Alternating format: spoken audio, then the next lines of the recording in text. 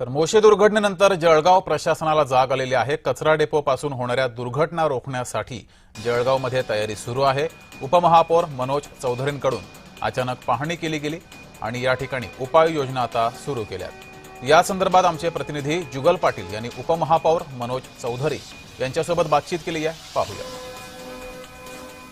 भाऊ, काय सांगणार? पुण्यातील मोशी येथे एकाचा बळी या ठिकाणी गेलेला आहे। कचऱ्याच्या ढिगाऱ्याखाली दबून या ठिकाणी तत्काळ आपण पाहणी केली आहे। जळगावमध्ये देखील तशी परिस्थिती आहे, काय सांगणार? बघा, पुण्यामध्ये जी दुर्घटना झाली त्या अनुषंगाने आम्ही आज इथं व्हिजिट केलेले आहे।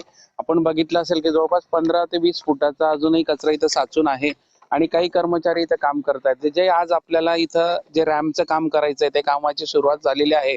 गेल्या 15-20 दिवसापासून ही कामाची सुरुवात झाली, पण आपण गेल्या 3 वर्षापासून वर्क ऑर्डर दिलेली होती आणि त्या कामाची सुरुवात जवळपास 1 महिन्याच्या आत हे काम सुरू झालंय।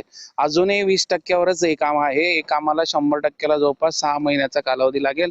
पण आम्ही या सूचना अधिकारी असतील किंवा इथले जे मक्तेदार असतील की ती जी काही घटना झालेली आहे पुण्यामध्ये, ती आपल्या जळगाव शहरात व्हायला नाही पाहिजे म्हणून आम्ही तात्काळ यांना सूचना केलेल्या आहेत। मनोज चौधरी यांनी या ठिकाणी आज पाहणी केली असून तत्काळ महानगरपालिकेचे जे अधिकारी आहे त्यांना उपाययोजना करण्याच्या सूचना दिल्या आहे। या परिसरात डम्पिंग ग्राउंडमुळे मोठ्या प्रमाणात नागरिकांना अडचणीचा सामना करावा लागत असतो, मोठ्या प्रमाणात धूर होत असतो, त्याचप्रमाणे या ठिकाणी दुर्गंधी देखील साचत असते।